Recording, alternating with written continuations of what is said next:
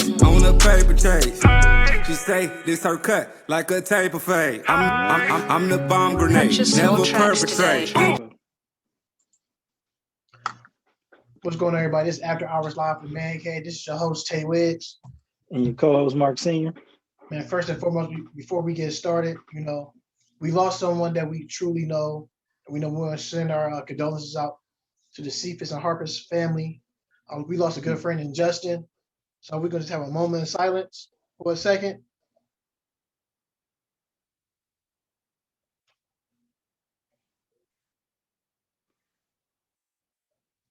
All right. R.I.P. Justin. That's the person that we was talking about, Justin, on the pod that just was going on now. He's the guy that normally opened up in our production with the music. So he does a lot of our music for our song. So that's a dear friend. So it's like a brother to me. I talk to him a lot, even to his ending days. I know he want me to keep going on what I'm doing. I'm still put his music up on our podcast. We always show love. Like I said, man, that guy never had an angry bone in his body. As long as I've been knowing him, I met him through Mark. He was just a young guy who was, who had great personality. Also send my condolences not to his family, but also to his girlfriend. They just had a baby girl too as well. Oh wow! So, I didn't even know that myself. So we definitely want to share my love and send all that out. So we're gonna jump right into it. Anything you want to say about that, Marcus?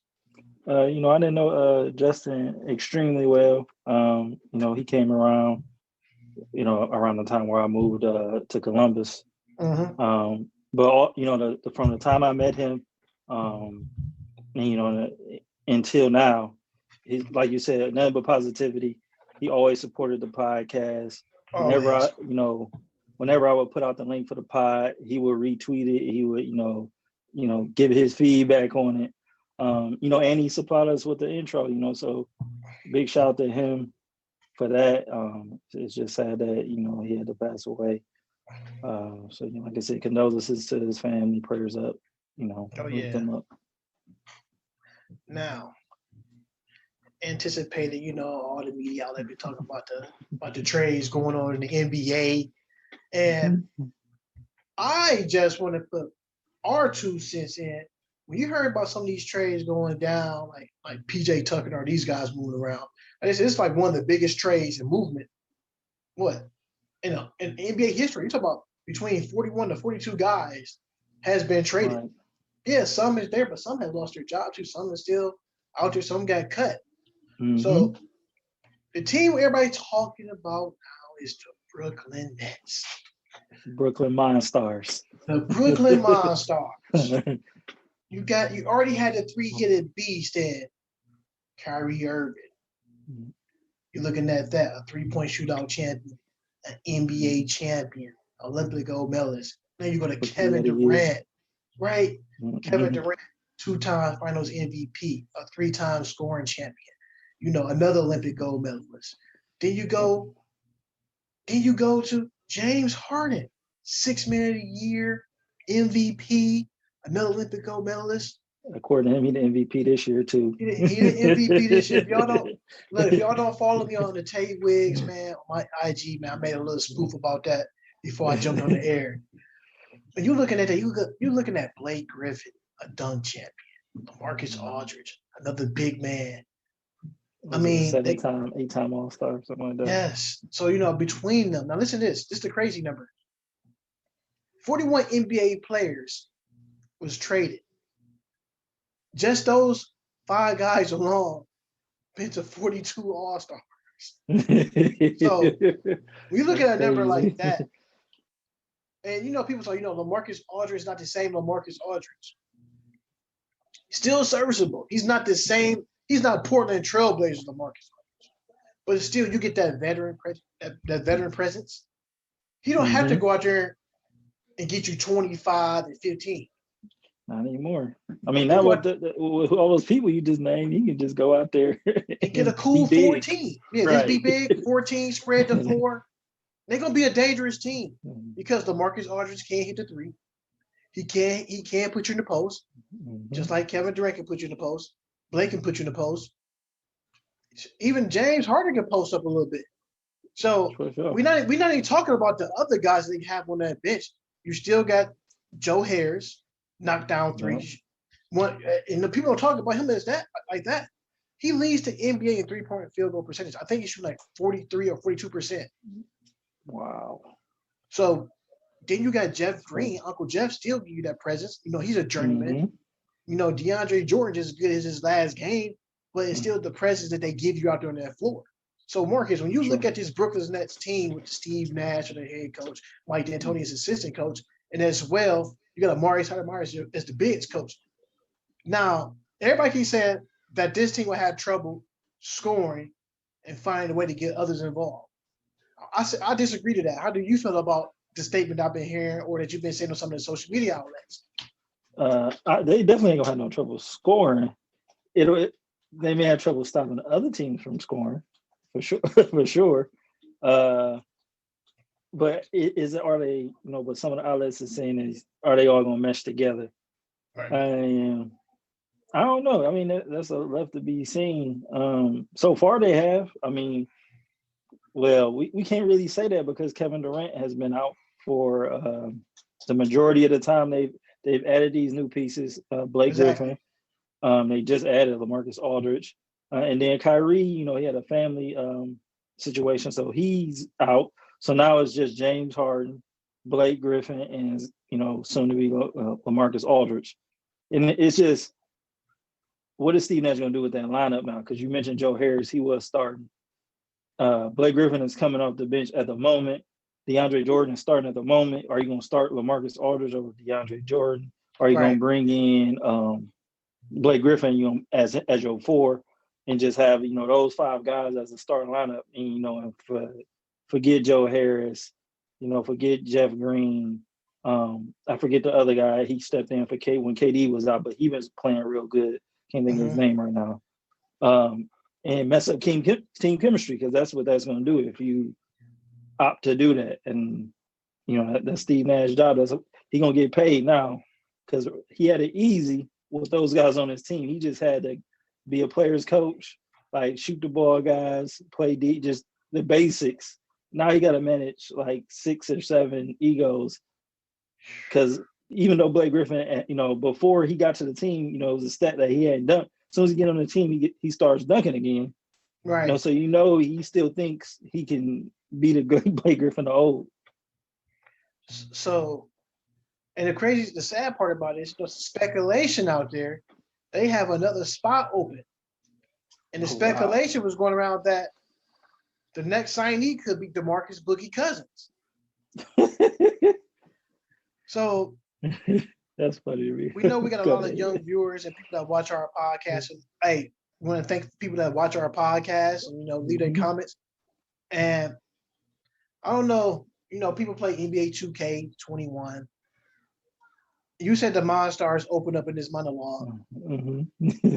They are building a my team on 2K. It's like they got an Antheus, DeAndre Jordan, a Pink Diamond, LaMarcus Aldridge. They got a black market card and Kevin Durant, the Opio card. We keep going on about this team and how this team going to do. Me personally, just to sit back and watch a team get built like this, and you want to see a team do good, but a lot of people don't want to see that team do good. We know the New York Knicks fans don't want to see the Brooklyn Nets win a championship. The New York Knicks haven't won a championship since Phil Jackson was coming up their bench. Was a player. So you're looking at how long that's been. That's back when Phil Jackson had a good back and broad shoulders. So now you look at this Brooklyn Nets front office. Like I said, I've been in New York. I've been to their arena, and I kid you not, I told a young lady when I was in the team shop, and this right when they had D'Angelo Russell jersey. I said, y'all gonna get Kyrie Irving. This was 2018. Wow. This is 2018. We was getting off the subway. Me and the wife, we was getting off the subway.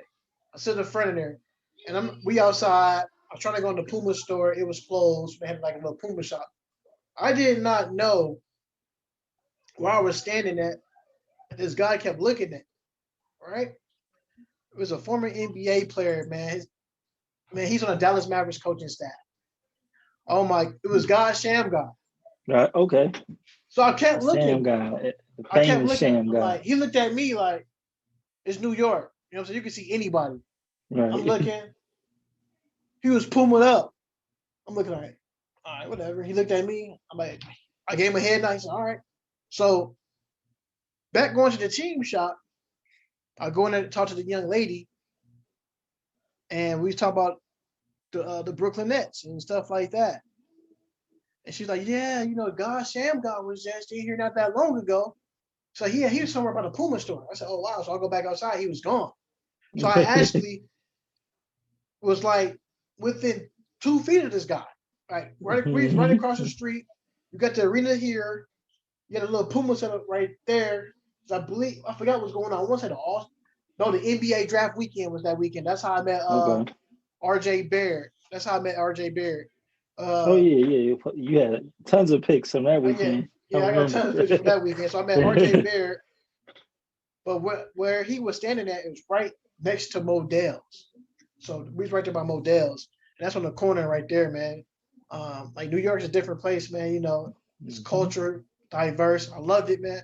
Tell my wife if I could, I would live there, but I would have to be like somewhere in the downtown district, like because or the downtown. Yeah.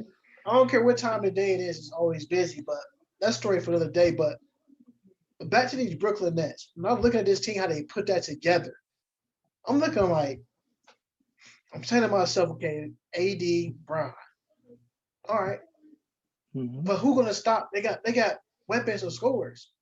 Like we're not worried about Blake Griffin, but if you go to sleep on him, he can give you about 18, 19 points with no problem. We're not talking about that. The three-headed monster scorers. KD, sniper. James Harden's a professional scorer. I don't care what other way you put it. He's professional. He's gonna find his way. He lives with the free throw line. In shape, out of shape, don't matter. And you got, Kyrie Irving. They call him Uncle Drew. I call him Ringling Brothers of Bailey Circus because he can do anything with the rock. Anything. He a jack of all trades. And if that team get together, I mean, I ain't gonna say it start clicking because since that trade for James Harden, they are 24-7. So once KD come back, there's like 28 games left in the season. If KD come back, oh my God, man. I mean, we already know they're gonna win the East. Yeah. Now the expectations just keep going up. So if they don't get out the East, that is like a failure upon failures. So now they gotta win it. They add another piece. They gotta win it all. I mean, forget that. They gotta win it all, like right now, with all the people on their team. Or it's a disappointing season. You have to win now. You have to win now. Now the sad part is,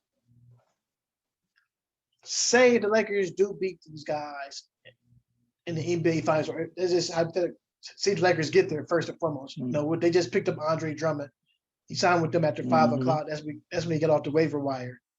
So now that's an under the radar pickup. I mean, I know it's publicized, but Drummond before he started, being disinterested. I'm here in Cleveland. I've seen him play the earlier games. He was balling early in the season. Like he was a problem in the post. So they add him and pair him next to AD, and he plays like interested basketball. They front court is solid. It's gonna make the game much easier because now you got AD. He's a double person. LeBron James pretty much a double, triple guy, and Drummond's a double guy. Double guy, right? So now, just think about all them threes that they missed. Russ Matthews, he been up and down. Kyle Kuzma, he been stepping up a little bit. Kentavious Caldwell Pope, this is a down year from him. He almost looks like he back playing his rookie year for the Detroit Pistons. So you're looking at that, he can clean the boards up. And one thing about Drummond, he does run the floor. Now, the one thing he's not going to do, playing with LeBron James and that Laker coaching staff, he's not shooting that 3 ball. No more of those. he's going to be in the paint, wrecking havoc. Right. Now, the one thing he got to do, he do got to brush up on those free throws. He do got to do that. And like you were saying about the Brooklyn Nets, Their the guy that was actually stepping up big for them was Nicholas Claxton Okay. and Timothy Wehu, another one. Still got Bruce Brown Jr. as well. Bruce Brown. Yeah, that's who I was thinking of though. Bruce Brown. Now with all these picks, we know Tyler Johnson is just there for insurance policies until Spencer Yep. Dinwiddie come back. Right. Now we know Spencer out for the season. You know, he been in the media or on social media saying he trying Yeah. to come back this season. So if he do come back this season, do you think he'd be there next season? I mean, if they plan on keeping, you know, all those players we've been naming, I wouldn't recommend it for him. Like, if I was his agent, I'd be like, man, we got to get you out of here because he is a starting Guard. guard in the NBA, and he's not going to start there. Like, there's no way he's going to start over Kyrie or James Harden or KD. Like, those are three positions that he's comfortable playing. 1, 2, or 3 is not happening unless he's okay with being, you know, like a Lou Will or Jay Crossover. If you want to be come off the bench guy, but then you got Joe Harris, so it's like it's not enough minutes for everybody. Exactly. So the Brooklyn Nets, Eastern Conference champions, if they don't win the finals or don't come out the East, this season would be a failure. And somebody will get fired. So now let's go to the Milwaukee Bucks. You know, they just traded DJ Augustine and DJ Wilson, the 2021 first round draft pick, which is the top 9 protected pick that the Rockets would get for the Milwaukee Bucks. And, you know, the Milwaukee Bucks, they swapped picks with them, the 2021 second round pick, and also a 2022 first round draft pick. And as well, they get PJ Tucker and Ronnis Kirkus. So you're looking at those pickups for Milwaukee Bucks. We know PJ Tucker was having a kind of a bad year. I think it was because everybody left. No Russell Westbrook down in Houston. James Harden gone. So his role was a little bit more different. He's being the back seat more or less. So you're looking at what the Milwaukee Bucks getting in PJ Tucker as well, Marcus. A guy that's going to do what every night. He gonna play hard. He gonna play tough. He gonna be physical. He gonna play in his role. Mm-hmm. Like they just added, like that's another under the radar pickup because that's something the Milwaukee Bucks really didn't have. I don't care how hard Giannis play. The last couple of years, the last couple of years they ain't been like that. So they added Justin Holiday at the beginning of the season. He's kind of cut from that same cloth as PJ Tucker. So he had 2 tough guys, 2 hard-working guys. Right. And hopefully it get them further in the playoffs. Yeah, I do like that pickup now because PJ Tucker, I moved all 300-something shoes, boxed him up, sent him to Milwaukee. And with that pick for Milwaukee, that get from PJ Tucker, like you get somebody playing in the playoffs, someone who guard multiple positions, someone who understand their role, and he's going to play hard nose every night. He can guard anybody, like I said, from the 1 through the 5, even in the Raptors. So I think that was a solid pickup for the Milwaukee Bucks, just because Giannis had to exert that much energy trying to guard the number 1 player on the opposing team. That was definitely a great pickup for a team like that. The Rockets get DJ Augustine and DJ Wilson. I think DJ Wilson, he was coming to of his own the last couple of seasons playing with the Milwaukee Bucks. I know he's not a household name to everyone, but like I said, you and I, we are entitled to watch NBA League Pass and stuff like that, and watching some of these guys mature through the ranks. Somebody with the Houston Rockets getting DJ Wilson, like I said, a long defender, someone who actually hit the 15-footer, and he's going to run the floor. Not only do they have him, they have Kevin Porter Jr., which I thought was another under radar pickup for them. I'm going to say this about that. I mean, I'm kind of mad about it. I'm going to say this about the Cavaliers organization, about Kobe Altman. You have to know talent. You have to know talent. The pieces that you traded him away for little or nothing to draft pick, but his ball skills was like no other. He played defense. He's an elite scorer already.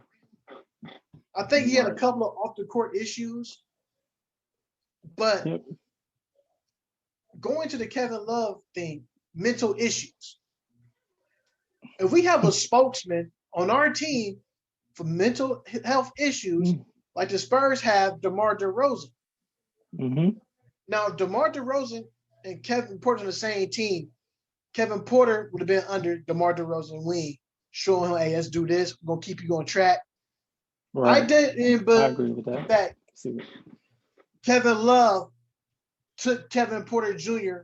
under his wing for the mental health issues.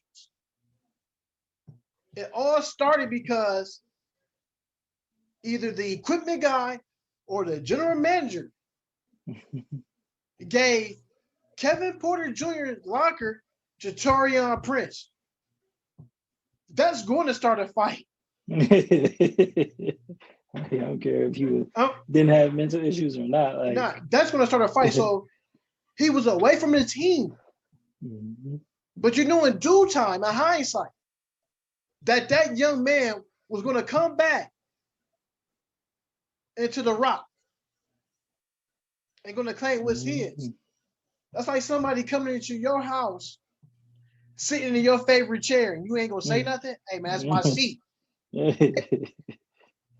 Come on, man. That was disrespectful from jump.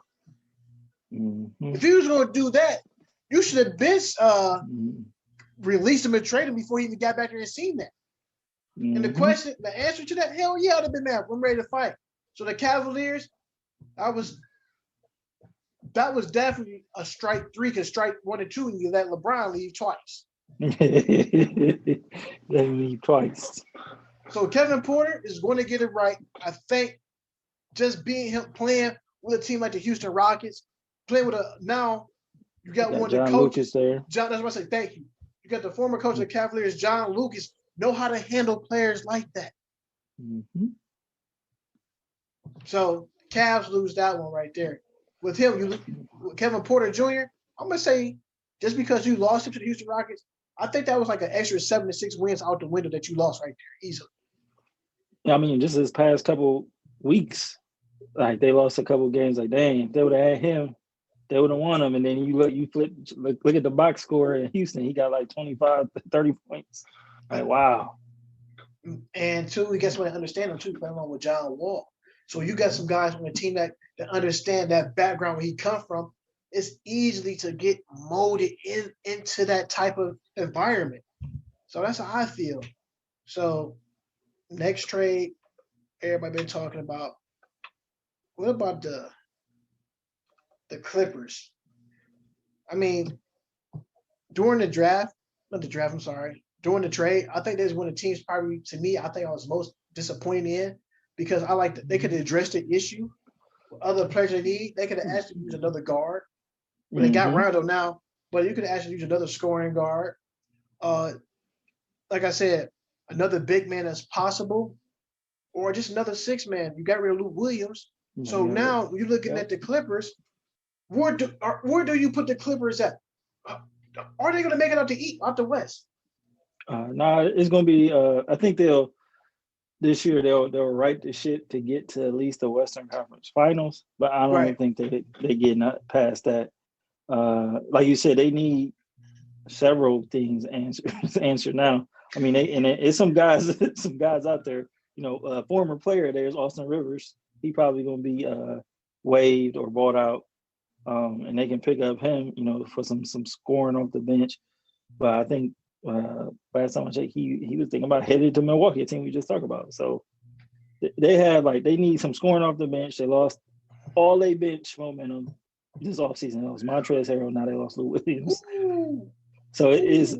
I don't know what they're gonna do about their bench present, because in the playoffs that's a factor for sure. That is a factor, because you talk about Kawhi Leonard. I think this is his contract season. I don't believe.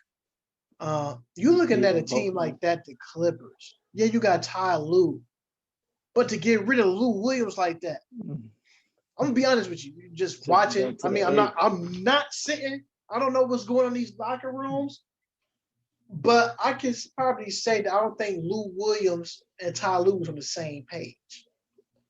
Yeah, otherwise he'd still be there. Right. Still be there. Because now you got Paul George. Paul George honestly been playing awesome this year. Kawhi Leonard is Kawhi Leonard. But those two right there are gonna have to shoulder the load. And other teams been making moves and getting better. I was kind of disappointed, especially for that side, because I thought that team, Clippers. A lot of people play for you. Got Nicholas Batum there. Okay, cool. You know, you still players like this is still out there on the roster. You can go sign a Boogie Cousins.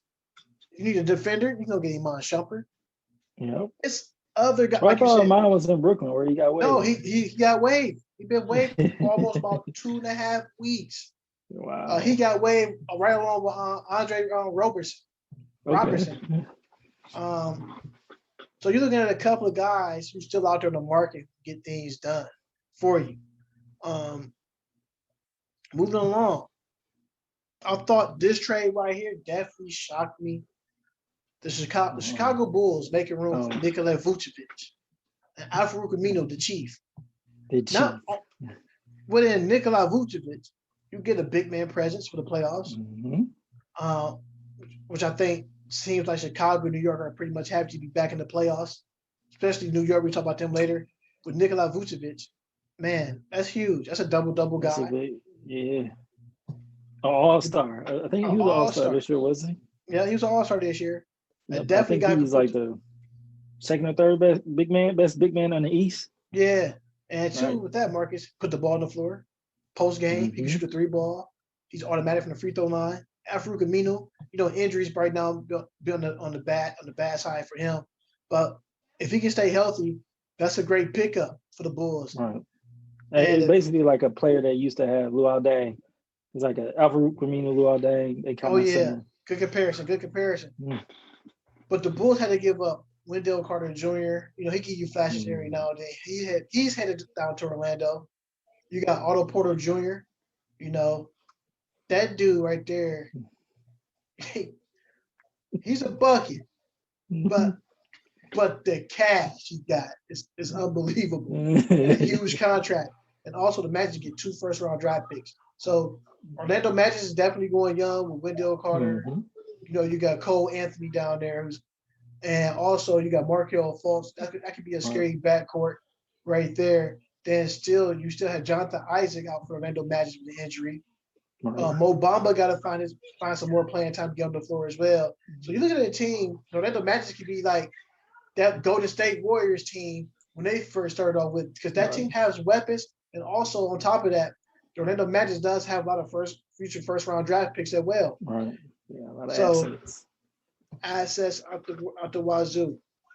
Another trade that shocked me too as well. Thank you. I'm gonna let you handle this one, right, Marcus? Norman Powell to the Portland Trailblazers for Gary Trent Jr. and Rodney Hood.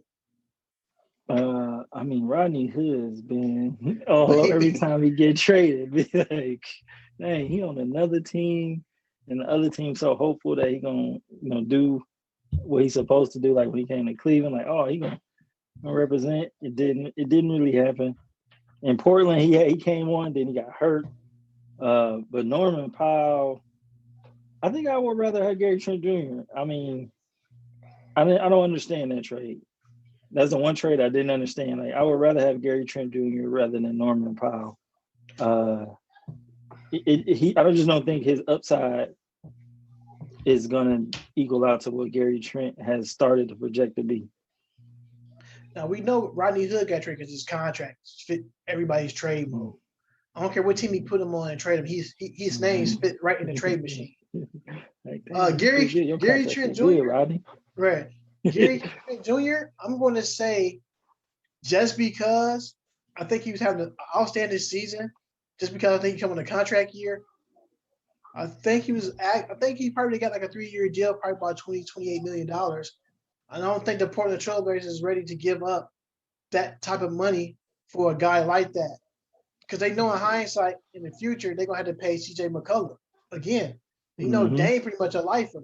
So if you trade away C.J., that's going to kind of much make Dame feel like, okay, they got rid of my guy. This is my guy right here. This is my Brody. You don't want Dame to walk away to a team like the Lakers or the Clippers. So they can't afford that. So they say, you know what? We got to get rid of Gary Trent Jr., which I thought who played awesome when CJ McCollum was out for them injuries. Yep. He stepped up big. Sure did. He stepped up big.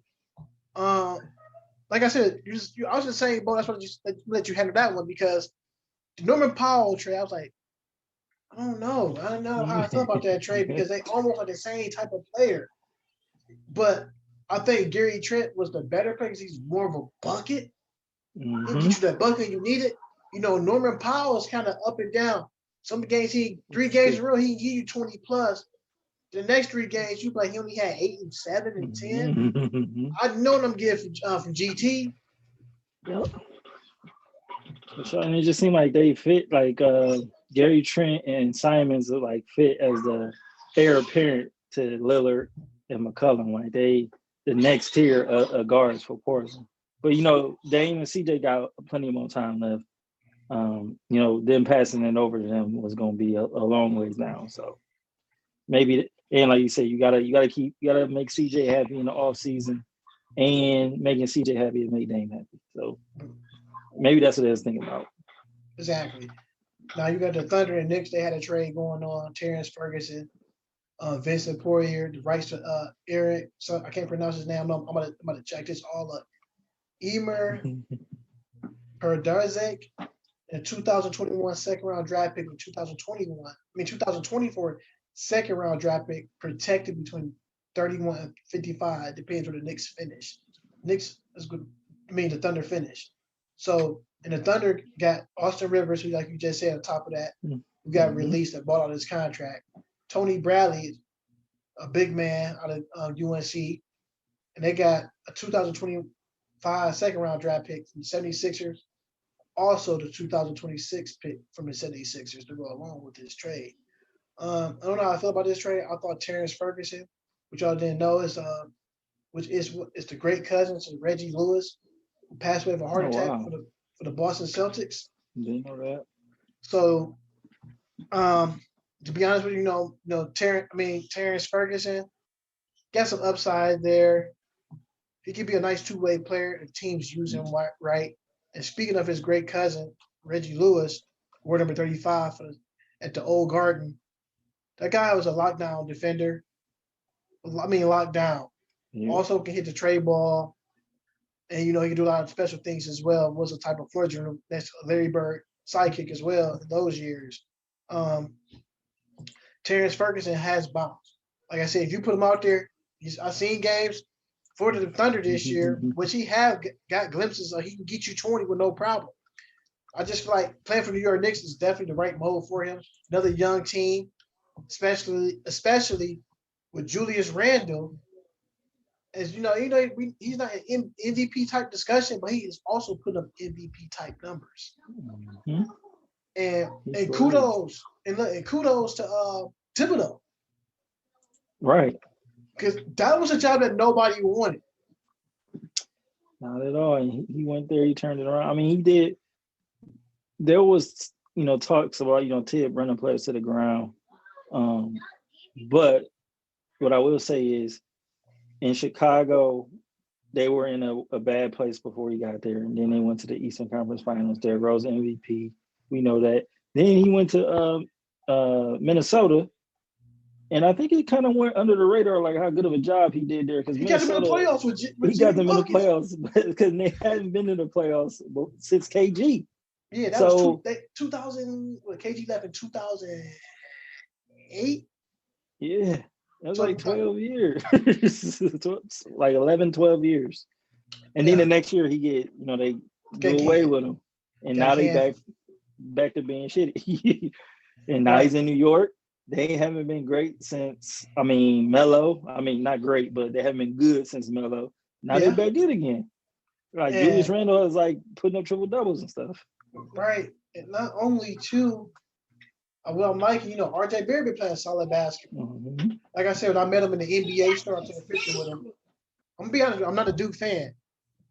And when I met him, he was cool. We took a picture with him. I said, hey man, look. I had on the Cavaliers colors, the old school, they're like the Knicks colors, the old blue and orange. Somebody said, oh, you got the right colors on. I said, oh, these Cavs colors. But I did tell that man, I said, look, man, if you play for New York, man, I said, look, Stay injury free. Keep your head up. Keep the haters away, man. Just I said, play your type of game. Everything else will fall right in place. He said, I got you, bro. Just like that. That was it. Took a picture, peace, and left out. It's crazy, you know. When I tell these stories, people are like, man, you lying, blase, blah. But you got pictures though. You got I got the pictures, I got the evidence. But and some people, when you tell them type of stuff like these I call them I call them for myself, I call them little tidbits. You know what I'm saying? For me, because even though I'm taking the reason I call them tidbits, I get a picture with you. You know, we politic for a second, and I just feel like he was a down to earth guy. He wasn't one of them guys who knew he was going to be. He is a superstar in his own right.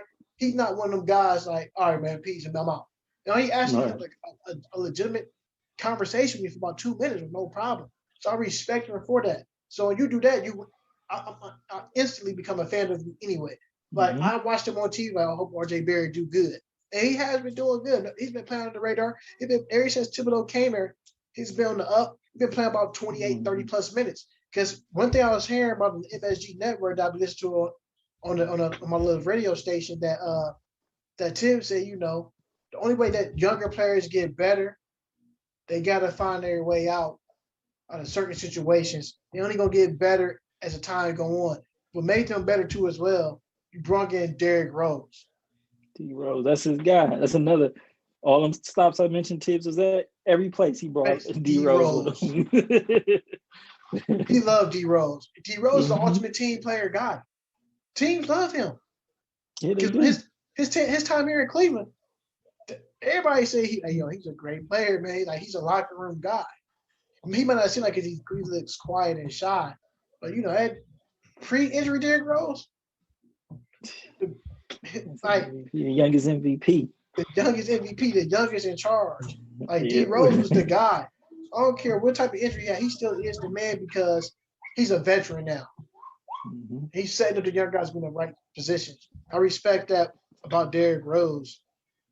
Another trade. I forgot about George Hill too. He went to Philadelphia as well, and that was a 3-team trade as well. Oh, okay. So I thought. So he may stick around, but he might be another player might get bought up. But I think Philadelphia may keep him. Yeah, they kind of need him. I mean, he you know, his last year in Milwaukee, he was extra efficient at shooting the three, and that's what Philly need. They need shooters. Like Hassan Whiteside, we got shooters. They need shooters, which is why I was trying to think. A former Philadelphia player, was it JJ Redick? Didn't he get moved too? I hate to jump ahead. I don't know if you. No, you're good. You're fine. It kind of made me think of that. JJ. He went to Dallas Mavericks. Okay, so he filling in that Steph Curry role. Okay. Hey, we get on them in a minute. And with this trade right here, I didn't understand this trade right here for the Miami Heat. Not me, for the Sacramento Kings. They moved Mo Harkless and Chris Silva from the Heat. But I thought Mar Harkless got kind of lost. I thought he was playing better basketball for the Clippers. Defensive guy, hitting big shots. You go to Miami, you get lost in the rotation because you got Kendrick Nunn. You got guys like that who've been stepping up really big. Mm-hmm. And as well. Yeah, the trade they pick up was Bisalisa. I always get his name wrong. I always say it right when I play 2K. Bisalisa, the big man. Mm-hmm. So with him, you get a stretch forward, a 3-point guy, a guy that can post, and that's definitely another weapon for Jimmy Butler. It's another weapon for Jimmy Butler. And the one thing about Jimmy Butler, people don't respect about Jimmy Butler. Jimmy Butler always go under the radar. He definitely do. Like, look, that's a Thibodeau guy right there. That guy play defense. Like, I don't like for certain guys in the league like him. Like, we always talk about how Kawhi Leonard's a two-way defender. If you ask me, the best two-way defender might be Jimmy Butler because dude barely get tired. True. If you watch how he plays, he hates when he gets subbed out the game in a certain situation. If you sit there and watch him, the coach calls him over to get out, he be saying like, "Coach, no, I'm good, I'm good." His workout conditioning game gotta be crazy because I barely see that young man tired. And I always respected Jimmy Butler for that. I'm like, yo, this dude sweat like hell, like old Sean Kemp. I never see him have his hands on his knees. I never see him have his hands on his head. That dude's a straight up baller, man. Right. Only time I seen him tired was that finals game that he won. Right. That he balled out in. That's the only time I've seen him tired. That's about it. You talk about a guy go from a second round draft pick, averaged 0.5 points a game his rookie season. The next following year, he went from 2 points. Third year, he went from 2 points to averaging almost 13 to 15 points per game. What made him work that even harder on offensive end? You knew when Jimmy Buckets got in the game, he's playing straight defense, first and foremost. Absolutely. So you got the Sacramento Kings, you got DeLon Wright. The Pistons also get received from the Sacramento Kings. Corey Joseph, a 2021 second round pick, 2024 second round draft pick. Looking at Kojo, you know, the young kid out of Toronto, who played for the Spurs, who made his name for San Antonio there. And eventually he left the Spurs and signed a contract with the Raptors. When you're looking at Corey Joseph now, playing for the Pistons, to becoming a journeyman, like I said, playing for Sacramento, he's playing behind De'Aaron Fox, Swiper. Yep, Swiper Fox. So now he's going to get the Pistons. He's going to be playing behind Dennis Smith Jr., which I thought Dennis Smith Jr. is actually playing well since he got moved away from the New York Knicks situation. So you're looking at what the Kings getting DeLon Wright. They get a shooter, a small forward, somebody who can handle the ball, which I thought he's a good piece of Jeremy Grant up here in Detroit as well. I call him Slender Man now. Slender Man and Jeremy Grant. Now you look at the Pistons. They're on the rebuild. I they got future draft picks. I don't think Corey Joseph is going to be there next year. I think he probably will get moved again because right now these players are trade bait. I'm trying to figure out what the Sacramento Kings is doing. The Sacramento Kings haven't been to the playoffs since Mike Bibby retired. I mean, you talk about Bobby Jackson. It's a long time. Bobby Jackson. You talk about Crash, Gerald Wallace. I mean, Scott Pollard. I mean, that's Chris Webber. I mean, we can keep going on and on about this team. Peja Stojakovic. I mean, Vladi. Rick Adelman was the coach the last time they went to the playoffs, Marcus. Rick Adelman. That's a long time ago. That's a long time. But the Sacramento Queens. Look, I'm about to put some respect on this one. You about to laugh. The last time the Sacramento Kings was in the playoffs, they played in the Western Conference Finals on NBC. That's so old. They didn't even get that theme music. They don't got that no more. Look, Hannah Storm, back in the day, is what Rachel Nichols is now. Hannah Storm was doing the halftime shows. And the thing was, this time, they was doing anything with the bench with Merrill Lynch. Back in the day, it was Prudential. So that lets you know how long ago the Sacramento Kings been to the playoffs. Decades. Decades. It's older. Hey, this thing going. You had a kid then. This thing going. Sacramento Kings have a new arena. No playoffs. No cowbell. I haven't heard the cowbell ring there yet, Marcus. I don't know what they're gonna do. Y'all know Mayor KJ. He had to come down Evan and Johnson. start recruiting. Right, everyone with the team uses mayoral status to help out the team. Right. Now, the Spurs is in the trade. Shout out to Popovich, third time all-winning coach in NBA history. He's probably going to break that record within the next season and a half. Yeah, Uh, D'Lo, for sure. Marquise Chris got traded from the Golden State Warriors to the Spurs, and also cash consideration. The Warriors also got draft rights to Caddy Lane, which I never heard of. He must be a G League player. Looking at a trade like this, uh, Whenever you the get Warriors traded with cash consideration, it's just not good. that's like Like, getting hey, we're traded. gonna throw some cash our way because we know That's like y'all you say, you taking know what? this. I'm gonna trade you. I'm gonna trade you to Fox and Hound for a box of cash. I'm gonna trade you. I'm gonna go to Five Guys and trade you for the peanuts they give you for free. Let's just go get you some cash along with this guy. Now, Marquise Chris, me personally, the kid has a nice upside. Go through injury. I think he's one of them guys still got to learn the game a little bit more. I think he'd be a force to be reckoned with. We've seen glimpses of him playing with the Cavaliers before, what he can do when he's healthy. The whole thing is understanding the spacing on the floor for him. I'm watching the game. I look at different things, the footwork, his time of his shot. He take a lot of bad shots in wrong situations. He's an under the rim type guy. I think he's one of the guys you have to run the floor with him and feed him the ball in the open floor and give him an easy layup because he can play defense. The whole thing is about his footwork on the offensive end. He don't have a solid post game. I feel like if he can get one of those under his belt, he'd be straight. He'd be a straight. He could be a 18 to 12 guy. We're not actually get 35 points. In today's game in the NBA, as a big man, a solid 18 points, about 12 rebounds and 2 blocks, and control the glass. You put your team in winning situations. I'm not lying. Ask me. You can ask Jared Allen. I mean, the Cavaliers records don't see it, but you look at him.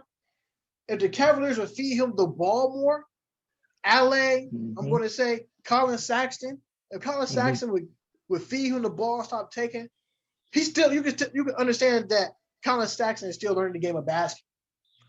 He got to learn when that big man running the floor with him, he had to make that extra pass and feed the big man. That's an easy layup and free throws every time. You see what Darius Garland doing? The reason why he does that, his dad played in the NBA. Winston Gardner played in the NBA. So when you have a family member or, like I said, anyone who plays in that type of league or even overseas to give you the nuance of the game, make you understand the game. And the sad part about it, if Darius Garland would have played that whole Sacramento Kings and start the game off, I think the Cavaliers had a better chance of winning. Because I feel like when he's in the lineup, I think the Cavaliers a little bit more space to win. He's a little more dynamic of a player. He like you said, because his pops play, he got more feel for the game, especially as a point guard. Like he's more of a point guard, Sexton more of a shooting guard, and when he's in a game, it's like night and day difference. Like they play faster. He's feeding Jared Allen, he's feeding other players, and as a result, his scoring is starting to go up too. So I think by the end of this year, Darius Garland, he's gonna be like he's gonna be in the upper echelon of point guards by the end of this year. Next year, they'll make the playoffs for sure. Sure, I take it better than that one. You get the Utah Jazz and Toronto Raptors. Got in the trade. The Raptors got a second round draft pick from the Utah Jazz. Utah Jazz picked up Matt Thomas from the Raptors. I actually like this move for the Utah Jazz. I mean, if you're not, like I said, Matt Thomas, a guy like Matt Thomas with him, a shooter, a scorer. The couple of games he did play with the Raptors, Duke can shoot the 3 ball. So just think about in the playoffs, along with Donovan Mitchell or Joe Ingles or Rudy Gobert, you could get that ball, kick it out, you get an extra kick, you can get an extra shot from Jordan Clarkson who's playing out of his mind. Now you get a Matt Thomas, so you get a solid 2 guard or 3 that can actually any defense a little bit, which that's going to help them at the Utah Jazz. Like I said before last year, Mark, and I said, we did say that Utah Jazz and Denver Nuggets would be one of the surprise teams in the near future. Look where these guys are at now. Making us look like Nostradamus. Oh, yeah. Yes, sir. So next, Kings and the Raptors make another trade. Terrence Davis. I didn't understand that trade. So with Terrence Davis leaving the Raptors going to the Kings, The Raptors get a 2021 second round draft pick. So like the Raptors over to just clean up house. So it's not like a rebuild year. I think they would have traded Kyle Lowry if they could have, but they, wasn't nothing out there. I think that would have been a complete rebuild. Yeah, the Lakers, they want to give up THT, Taylor Horton Tucker. I mean, they probably should have did that. But the Lakers, put like this, let me be honest with you. You might agree with me with this. If the Lakers believe so much in THT, why is he not playing? Like that. He don't play a lot. I mean, he played, because like I said, I watched the Cavs game. He played that game, but the game before he didn't play that much. Like he would have a more prominent role if they believed in him enough to where they're not trading. I mean, because he ain't even that young. Right. What is he, like 27? Right. Let me look that up real quick. How old is THT? So I'm looking at THT. I'm looking like, okay, if KCP, they got all these two-player last name people on their team.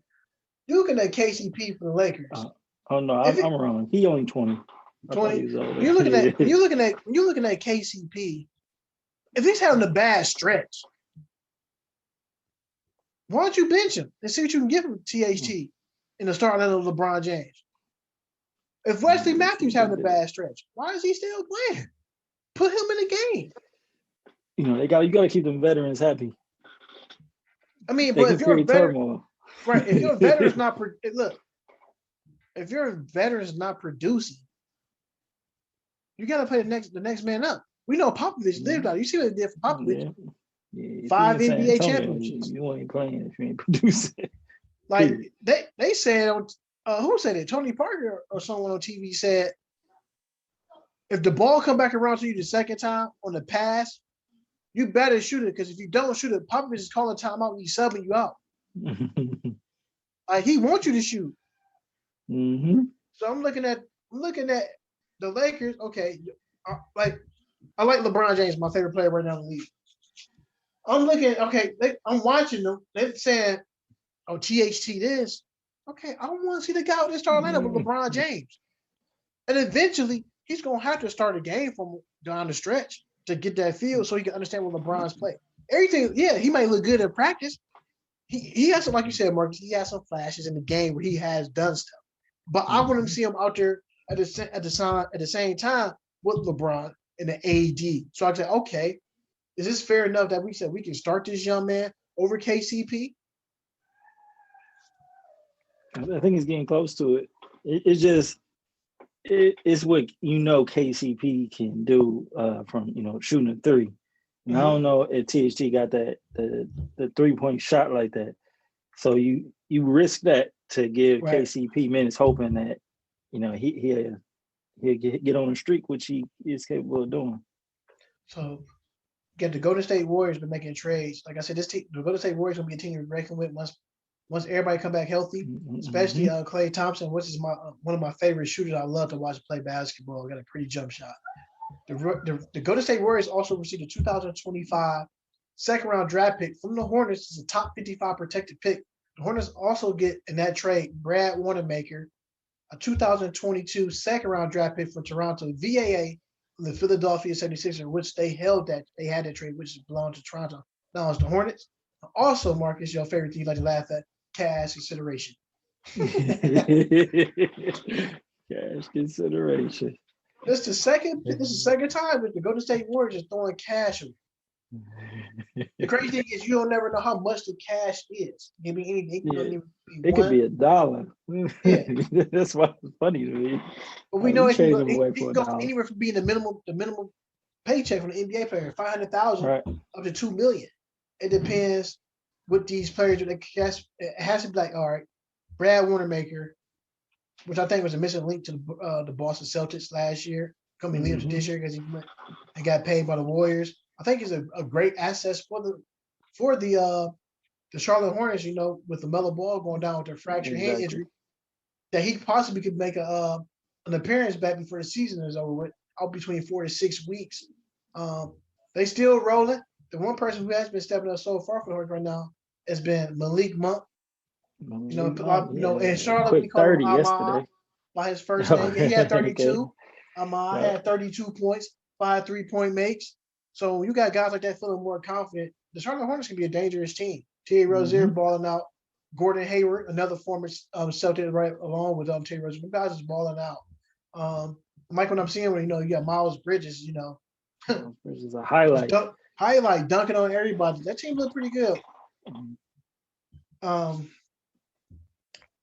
Now, Marcus, the 3-team deal.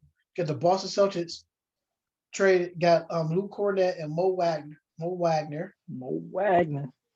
You got the Wizards, they also got Daniel Gafford and Chandler Hutchison. The Bulls got the better of this trade to me. Javonte Green, Troy Brown Jr., and Daniel Tice for the Boston Celtics, which is another president the Bulls can have with Daniel Tice. To back up Vucevic. Right, because that guy can play the Tyson's 4 tough. or the 5. Yeah, he's Right. tough. He's very tough. I like his game. Got a little soul to him, too. I do like that pick. I see what the Bulls is going at with that.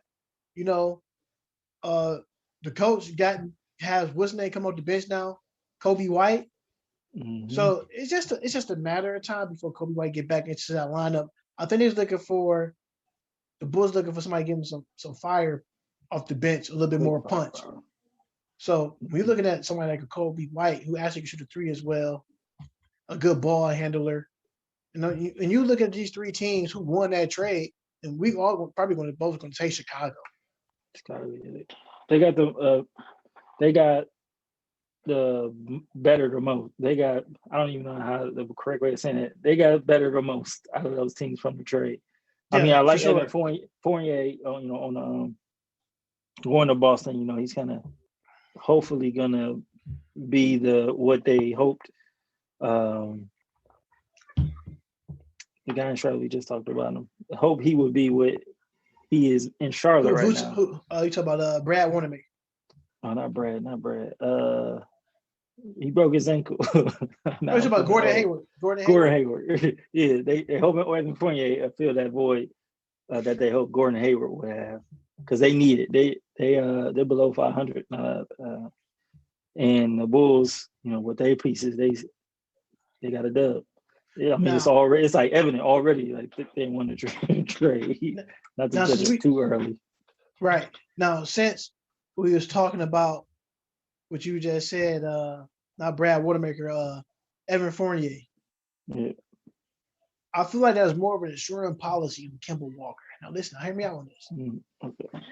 His name is coming with trade speculations a lot because he says he's not gasping on to the coaching, how they being coached or the offensive playbook. I feel like if Evan Fournier have a good second half of the season for the Celtics with these 28 games remaining and probably leading to the playoffs, we might see Kemba Walker get moved in the offseason. That's a possibility that he may get moved.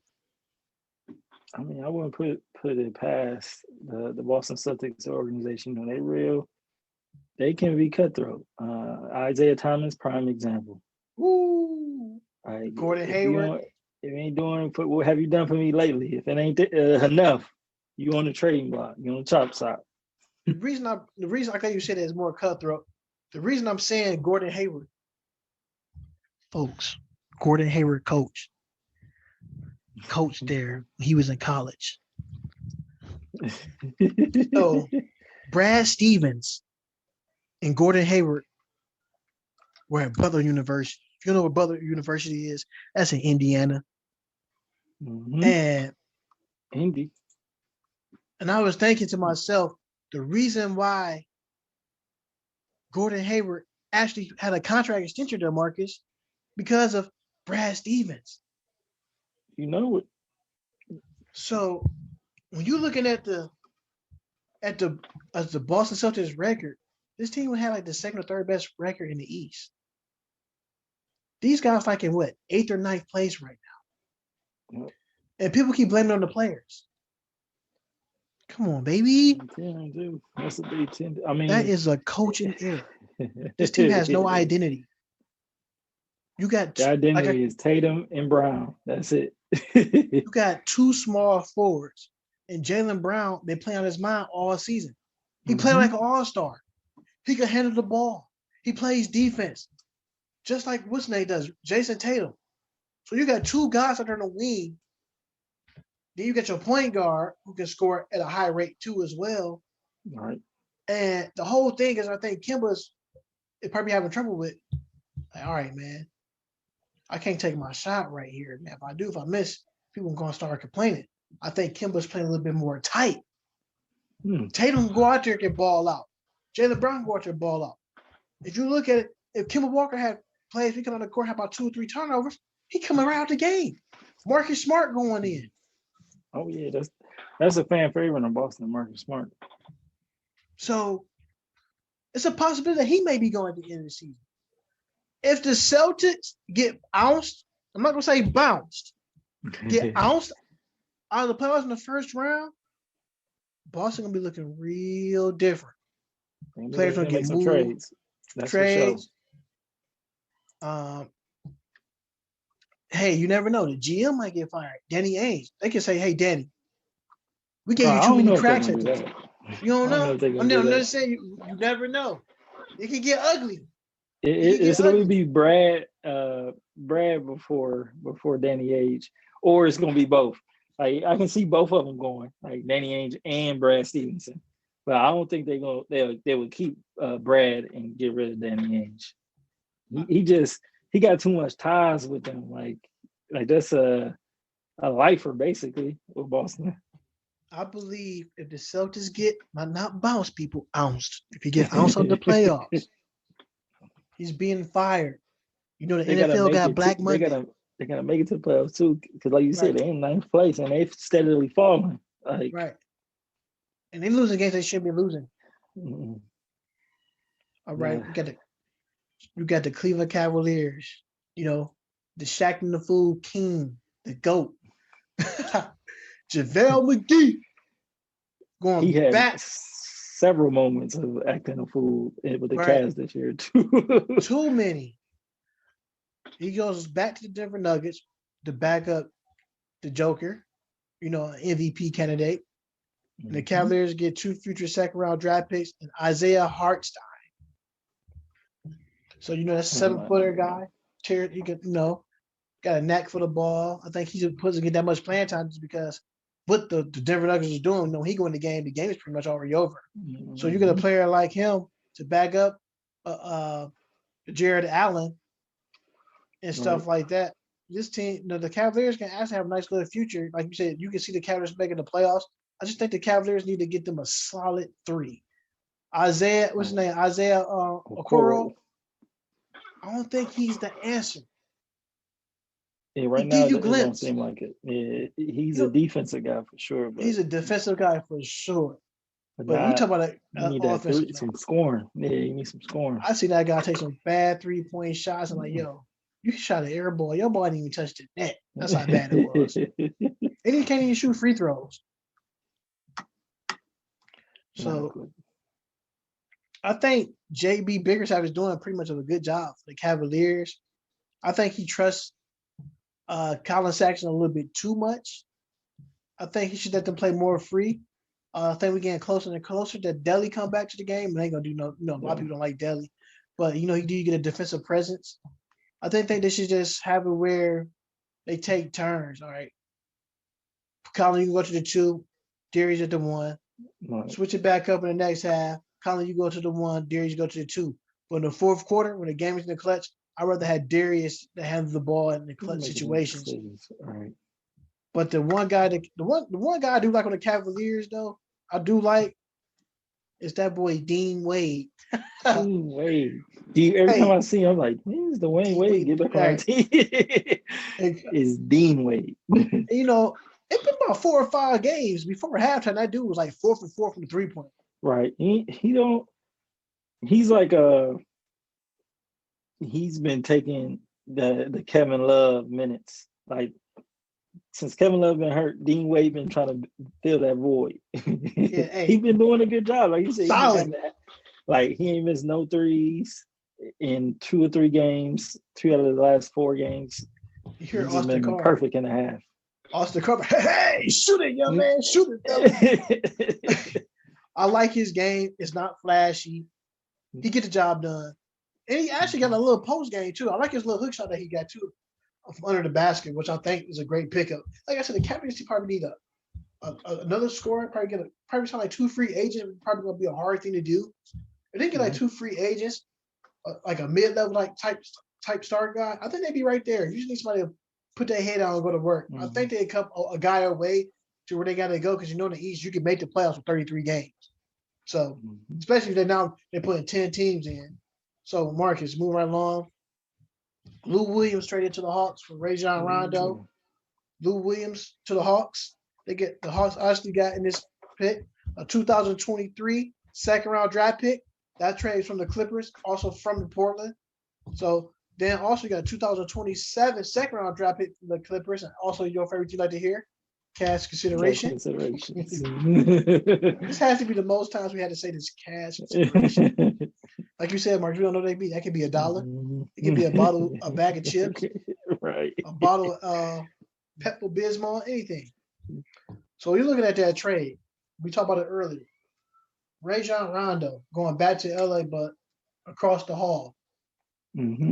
What are the Clippers getting in Rajon Rondo? So this is like a history trade, a buddy trade, because Ty Lue, he's been Doc's assistant for forever since he was in Boston. And when he was in Boston, Rajon Rondo was in Boston. And from my understanding, him and Ty was real cool. So what you said earlier about Lou Will and Ty not being on the same page, that's probably spot on. They get rid of Lou Will for a guy he knows for sure going to be on the same page with him and Rajon Rondo. And now you get some leadership. You get playoff Rondo. That is a thing. He does play better in the playoffs. They do. He hates that name. Right, and you got a guy who's not going to fold under pressure, because the Clippers have historically folded under pressure, and Rajon Rondo is not that guy. He doesn't fold under pressure. If anything, he gets better. I was thinking the same thing too as well with that guy, Rajon Rondo. He gonna give you a technical foul. He gonna do something crazy then get in your face. It's the whole thing though. He's an intimidator. He get under your skin. But I'm gonna say this: he is a quarterback on the floor of all point guards. Him and Chris Paul, probably some of the high basketball IQs that you get at a guard position. They're gonna put you in the right position at all times, no matter what it is. They understand the game of basketball. That was actually a great pickup for the Clippers, and also a bad at the same time because you don't get that same firepower of offensive player from Lou Williams. Going back home, playing for the Hawks, lemon pepper off Lou Williams. Magic City can't wait to see him. So the trade you was talking about earlier, JJ Redick goes to the Dallas Mavericks for the New Orleans Pelicans for Nikola Melli, which I thought the Mavericks actually got another. They got 2 3-point shooters. Melli can shoot that rock. Melli can shoot that rock. We know what JJ can do. Before it was Eric Jimmer, it was JJ Redick, y'all. Y'all better put some respect on JJ's name. Before Jimmy Fredette came along and played at BYU, it was this kid at Duke University named JJ Redick, who was shooting outstanding basketball. He was also shooting 43% from the three, 50 from the field, almost 90% from the free throw line. So when y'all see JJ Redick, James Joseph Redick, yes, I know the whole guy's name. You see James Joseph Redick out there, put some respect on his name. The Pelicans also received James Johnson, another guy who always get traded. Names come up. Wes Iwundu from the Dallas Mavericks. The 2021 second pick, a lot of second picks out there. And also your favorite thing, Marcus, cash consideration. I'm gonna call Adam Silver one day. Like, you gotta explain this cash consideration to me. Like, how does this even work into a team's budget? Like, what is this? Right. We get extra NBA socks? Do they get extra game balls? What is this cash consideration is? Do this help out money to get a 10-day contract player? I think when you look at this trade, you look at this trade, the Dallas Mavericks, actually, that's pretty good for them, because now with JJ, he's a floor general. He understands his role. He plays defense. He's definitely going to knock that 3 ball, especially from the sides. So you're looking at, you put him alongside What Luka the Don made the game? We talk about that's a young guy already get a triple double. Mm-hmm. He can have triple. Now you talk about this guy can possibly get a triple double before halftime. I don't put it past him. He probably will accomplish. I mean, that's what Russell Westbrook. He gets a lot of his triple doubles before halftime. I think Luka can definitely do it too, but more efficiently, especially with adding those shooters. Right. For sure. And the one thing you said about the Dallas Mavericks, I always laugh about every time I hear this. You always say, Mark Cuban looking for the next Steve Nash and Dirk, and Kristaps Porzingis, that's Steve what Nash. Steve Nash So and Dirk. So we already talked about the Celtics got Evan Fournier, but the Magic also got Jeff Teague, and Jeff Teague was waived already. Yeah, he's at the end of his rope in the league. He's been on like 3 teams in the last 2 years, actually. He changed teams twice this year. He wasn't on Boston at the last year, so he got added this year, and then he's already on a different team. He's already waived. When he got waived, Marcus, I was hoping that Budenholzer going to pick him up for the Milwaukee Bucks. Because I feel like he been a good pickup. I thought he would fit that criteria for him because he understands that playbook. That chemistry is a little bit more different. That coaching style would fit him just right. Just not long ago, it was Jeff Teague, Al Horford, Paul Millsap, Kyle Korver. The Atlanta Hawks team. The Atlanta Hawks had one of the best records in the league. And folks, the Cleveland Cavaliers ousted them out the playoffs. I was at one of those games. I was at that game, Marcus. And the crowd was mad at me. I had my LeBron jersey on. You was in Atlanta. I was in Atlanta. From here to Charlotte, they ain't number like 4.5 hours ride. Hey, every time the Hawks had a 3, I was like, 4-3. I had the fans, hey, ATL. I'm sorry, but I had y'all mad at me that day. Every time the Cavaliers shot the rock, Marcus, that 3 ball, I said, the ball, brother. I was just going crazy. I'm like, look, I was like, J.R. Smith, 4-3. I said, I'm going to Channing Frye come on the bench and hit 3 of them things. The Cavaliers said at that time. Changed the series. Right. Look, I said, yeah, we about to walk away with this one. Every time I had the thunder sticks going, I'm like, 4-3. And sit down. Screw you, dude. I'm like, go Cavs. I said, guess what, Hawks? I said, the sad part about it? The Cam Newton, that it was on a Sunday. They lost twice. The Falcons got smoked by the Panthers. Super Cam came to town, and King James came to town. There was some bad mamma jammas that walked away with some wins. The guy outside was so mad at me, Marcus. He turned around. He said, "Go get y'all Tuesday." I said, "Bruh, check your phone." Oh, he's like, "That's right, man. We got swept." Ain't no coming back. The Cavaliers hit 21 3-pointers, 21 threes. I think the only person that hit a 3 was the coach. John Luke probably could have hit one. Man, got ugly. So I was kind of happy about this trade right here, though, for the Miami Heat. I like Victor Oladipo. Oh, yeah. Miami Heat. And Ben Simmons going to go play for him during the offseason. He get traded there.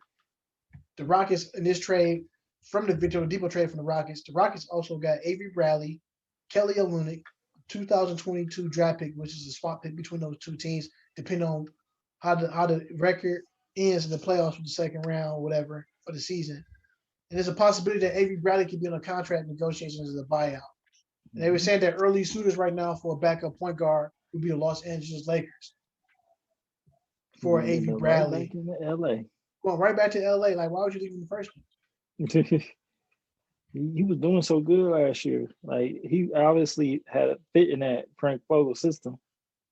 When they won the championship, why would you leave? Now, Victor Oladipo. This season up and down, come back from injury. Marcus, where do you see the Miami Heat at with this trade? Because you called it. You said they'd be back in the thick of things with this trade. I mean, right if they once everybody came back healthy. So right now that they moved up in my Eastern, power ranking. So it's Brooklyn, obvious, Milwaukee, and now I'm putting Miami Heat up there. I think Victor Oladipo next to Jimmy Butler should be nothing but up because they're both like the same, very competitive. Their practices is going to be very intense, and I think Jimmy Butler can bring out that Victor Oladipo from what year was that? 2016, 17 last Oh yeah, year. when he was The going, Cavs went to the finals. yeah. He almost beat the Cavs that first round. Victor Oladipo by himself. So I think Jimmy Butler can get him back at that level because he just that type of competitor. Like together, it's gonna be good. It's gonna be a good deal. So as I look through the Eastern Conference standings, we know who number one team is right now. A lot of people say Brooklyn Nets. No, right now it's the Philadelphia 76ers. I definitely want to, hey man, put some respect. I told you, Tobias Harris. I've been trying to tell you, I was like, yo, why is he not playing up to expectations? I had was one of them guys like, look, I said it before the season started. I said, if Tobias Harris could give you about 20, 21 points per game, that is a totally different Philadelphia 76er team. Mm-hmm. And I feel like he stepped up to the occasion. Since Joel Embiid went down, he been huge for them. Dwight Howard been playing big. Danny Green actually the Lakers up. He hit 8 3-pointers. That was the most 3-pointers. I think he tied the record in Philadelphia with 8 3-pointers made.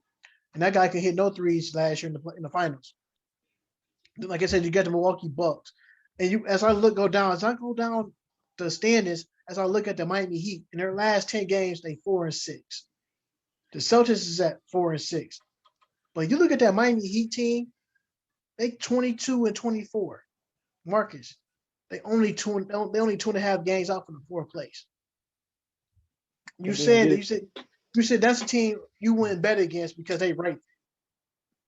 And then that finals experience, you just can't get. That's why I got them over Philly, is because they went to the bubble and they made it to the NBA finals. Mm-hmm. Like that wasn't supposed to happen. So now they got that confidence. Jimmy's just insane. We ain't worried about him anyway. But the rest of those guys know, like when they come down to it, they gonna show up, show out. And they got some buckets. Depot, it's like it's perfect. Yeah, you got Vio, a bucket. Kendrick Nunn, a bucket. Tyler Hero, flamethrower. Mm-hmm. Jimmy Butler, he do it all. He a utility. He's pretty much a Swiss Army knife. He does it all. Then you got a veteran come off your bench, Andre Iguodala, give you another presence. Then you still got a veteran on the bench you don't even see the floor. UD, you know what I'm saying? Mr. Dinosaur. No disrespect. Just call it how it is. Not only reason I'm calling him a dinosaur. Wisdom, being old, been around the block a couple of times, know what it takes to win to get there. So you're looking at this team. I'm looking like, hey, nobody's not really talking about the Miami Heat like that because everybody's so fascinated right now with the Brooklyn Nets, the 76ers. Shout out to Spike Lee, man. I just want to say shout out to Spike Lee, man. Your New York Knicks is doing it, man. They back in the Garden. That Miami Heat team, man, they can do some damage again. That's a defensive team. That's a defensive team, hands down. Absolutely. With the departure of Miles Leonard, he got released. Can we say by him saying that word right there? That hurt. I think that hurt him a lot, just because of the Jewish community. You might some of the owners they might be Jewish, or some of the GMs might be Jewish. You don't know that word right there offend people, just like the N word for a lot of people. Just being hatred at the end of the day is wrong. As I say before, when you're a kid in elementary school, you don't see color. You just know that's my friend. We go to school every day. We eat lunch together. We go outside for recess. Kids don't see color. You are taught that. So at the end of the day, wrong is wrong, right is right. You knew you was wrong for saying that. How you gonna say you didn't know what that mean, but you knew how to say it? So right, and he was mad.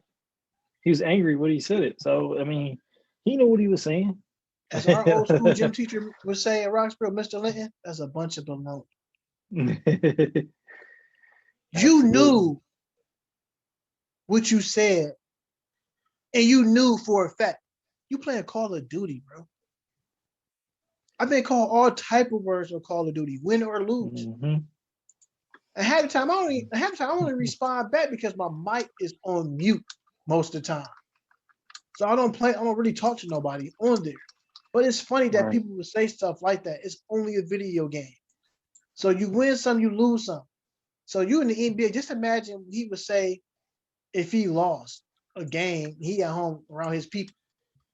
So at the end of the day, for black, white, blue, orange, and purple, man, come on, man. Let's just stop the hatred. That's like Martin said it best, man. Can we all just get along? Yeah, can we get along? So moving along, last trade before we jump into the other antics. The Orlando Magic also in a trade from the Denver Nuggets got Gary Harris, RJ Hampton, a future first-round draft pick, which for Orlando Magic is going to be a late first-round draft pick. The Nuggets actually got Gary Clark and Aaron Gordon. Now, how do you feel about Aaron Gordon going to play for the Denver Nuggets? I feel the same way about Victor Oladipo going to the Heat. That's like a perfect match. You know, Gordon was in Orlando. He wasn't. I felt like he was underperforming there. Not maybe all his fault, but he was certainly underperforming. And I think being in Denver is going to ignite him. Playing alongside Murray, Jokic. I think Porter Jr. I think he fits right in with them. You can probably play Millsap, Bless, and those guys. They can be the future of the Denver Nuggets. That's a team I also can see in the Western Conference Finals, like they were just a year ago. But I don't see them beating the Lakers though. Hey, when I look at the team like the Denver Nuggets, a boy came back. I can't think of his name right now. Willie Barton, which I thought they missed a lot during the bubble. He's a walking little bucket, give you a quick 12 points every now and then. And with Aaron Gordon, they got a high flyer. Yep. They got a high flyer. Make that much game a little bit more easier for Paul Millsap. Paul Millsap. And he's like an answer for Jeremy Grant, who they lost. So he's kind of like exactly. a similar player to that. He's a rebounder. He's going to get you that double-double. They don't need Aaron Gordon shooting no threes. He can attack the basket. He's a nice 15-footer. But when you run the floor with Jokic is a magician with the rock. I always call him he is what the Cavaliers wanted in Zydrunas Ilgauskas. And he can never live up to it because of the injuries. But when he became available and healthy enough, Z had a set shot. Z was a beast at the 15-footer. He can hit the free throws. Now with Jokic, you get the whole package. You get the passing, the scoring, defense. He didn't even jump off the ground that high. He should control so much. Not only that, Jamal Murray, man, the glitch. So you got the glitch. That's his nickname. So you got the glitch, and you got the Joker. Man, it gets no better than that. It gets no better than that for that team. So when I look at this trade, definitely the Denver Nuggets won this trade, but I like how Orlando Magic's definitely got younger over there, especially in the East, which probably can help them out to make them be reckoned with if everybody can stay healthy. But I think Markelle Fultz is on his way to be the most improved player of the year. The way where they was at, he was for sure. I think once he got injured, because at first they had the best record in the East for a minute before the injury. So after the injury, they started doing this. They started going on a roller coaster ride. So I think the Nuggets won that trade. I think the team in the West, I think these two teams probably will meet up in the Western Conference Finals. I'm going to say right now on record, Utah Jazz and the Los Angeles Lakers. These teams haven't met up since Kobe and Shaq and John Stockton and Malone. Stockton and Malone. Right. And the last time I think one of these teams met up like that, but the first time they met up, the Utah Jazz went on to the NBA Finals. Of course, you know who won that one. That trophy, Larry O'Brien, went home to Michael Jordan. History do repeats itself, but can it alter itself at the same time? I think once the Lakers get healthy enough and come back, that Andre Drummond pickup now, it's gonna be serious, bro. Oh yeah, you know it. You know, Now, I mean, huh? I had a thought. It came and went. You go Uh, ahead. now, just we over the NBA stuff. Now, Marcus, before I leave this, when we looking at MVPs, I do want to bring this up. We got to do this probably like once a week. MVPs, top 3 MVPs right now. Phew. So for Joel Embiid and LeBron hurt, I would say it's Jokic. That hurts their status. Yep, Jokic, Dame, and probably Luka. I would say those are my top 3. All right. Jokic, Dame, and Luka. MVPs, top 3. Top 3. You only gonna get one from the East. So James Harden right now. Okay. I mean, you know what? I would put James Harden in over Luka. I'm gonna go James Harden right now. In the West, I'm gonna be honest with you. Donovan Mitchell. You know I'm sticking with my guy, Chris Paul. CP3. Second best record in the West, man. 31-14. Balling. True. Under the radar. Nobody's not even talking about the Phoenix Suns like that. And they win it. Last time they went to the playoffs, Steve Nash was in their point guard spot. Amari Stoudemire, Joe Johnson, Leandro Barbosa. That been a minute. Boris Diaw. Yeah. Wow. The last time they made the playoffs, they were on. Man, it's been a while. This was Charles Barkley winning that big on TNT. This was before Shaq. It was just Ernie. It was just EJ, the Jet, and Barkley. Wow. That's a long time ago. That's a long time ago. Barkley said, let me tell you something. Go feed the Suns, Chris Paul. It's a point guard of all point guards. He's a point guard. Chris Paul definitely get a vote for me, man. I love what he's doing. Their last 10 games, 7-3, man. On the road, 16-6. At home, 15-8. That's MVP stuff right there. They're 19-8 in their conference in the West. That's the West. That's a big deal in the West. So Chris Paul definitely gets some love from me and mine. I already know most improved. I ain't gonna say most improved player, but right now 6 men a year. Who you would say? 6 man of the year. Man, this one kind of hard. It's not one I pay attention to too closely.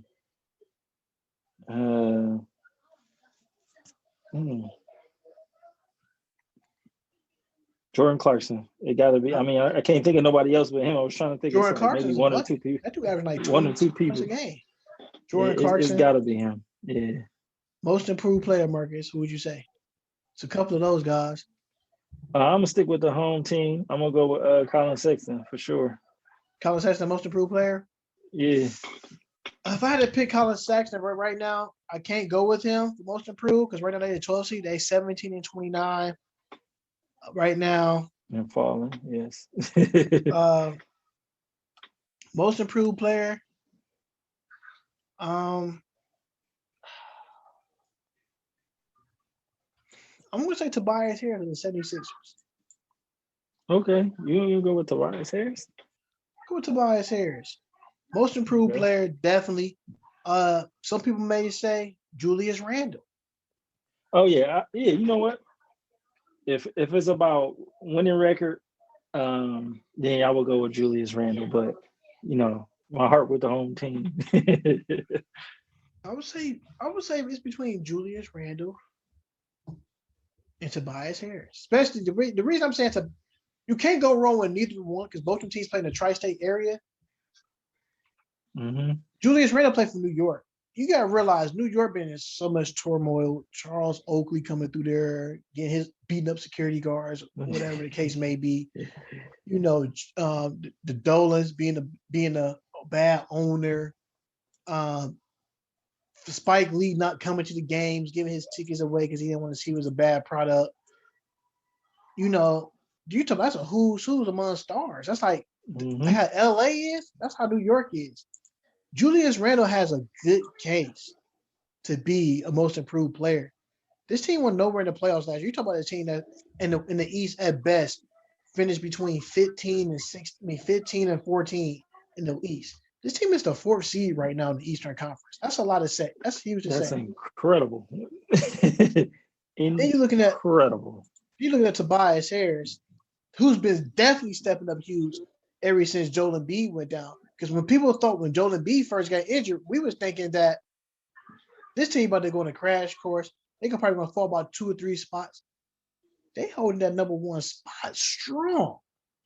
And Joel Embiid should be coming back probably in a week or so. If they could just hold on to that spot and Tobias here still play at that type of level, man, most improved player gonna be hard to vote for this year. I mean, I definitely agree with that. Yeah, a lot of players have stepped it up, but did they step it up though because there's no fans there? That's something I'd be wondering. Like, there's a lot of players playing better than what they normally do, but then there's no fans. You know, all the COVID stuff, right? You know, because there's plenty of guys. Like, if you think about it, you know, back to when you used to play, there's plenty of guys who can kill it during practice, but then during the game they just go and fade away. Yeah, and these games have been at least at the beginning of the season have been more practice like. What about this one? Rookie of the year.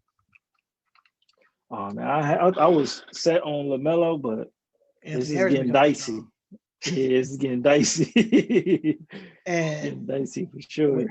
At first, you know, LaMelo Ball was the walk away. You know, he only been injured now for what? It's going on a week or the second week, I believe now. And Anthony Edwards been posterizing everybody, making Melo and people run into each other. And he been hitting the 3 ball. And you know, the first thing, you know, I remember in the draft, they said sometimes he gets bored on the floor because, you know, realistically, he was a football player at that. Right. So they were trying to say that his sometimes his mind don't be on basketball all the time. Who wouldn't when you're that young making millions of dollars? You think about, I got a game check. I got this. I never seen this many zeros on my check since I took a test. So you're looking at a guy like Anthony Edwards. He's proven the doubters wrong.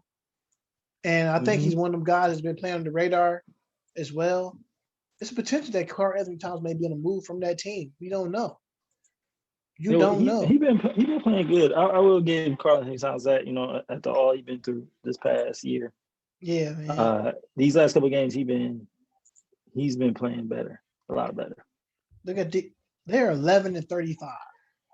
I think the status of D'Angelo Russell getting hurt early for them definitely put a damper on their season. Then, you know, Flip Saunders, his son got fired as well. Another damper because you got to learn a whole new system. I think to the owner of the Timberwolves find something. That team hasn't been great, like you said, Marcus, early in the pod since Kevin Garnett walked away from them. Man, the last time they've been relevant was 2008 when he got traded from there. I think they missed the playoffs that year. KG won MVP in 2004, which was my senior year of high school. So KG, last good years in Minnesota, I would say 06, 07, 08 was the time for him to leave. Right. The Timberwolves have no identity. They don't. Ricky Rubio's a point guard. He's back there point guard because he originally was there. Him and Johnny Flynn. Oh, Johnny Flynn. Yeah, it's a throwback. They were drafted together. Hey, that's a throwback. Johnny Flynn came to the league with so much. He supposed to have so much upside. He's supposed to be the next who's amongst point guards. Also, I think wasn't Brandon Knight in that draft? Or is it? I think that was next fall. I think that was the next. No, he got my bad. He got drafted with Brandon Knight was with Kyrie. I was going to say he's a Kyrie. That age bracket.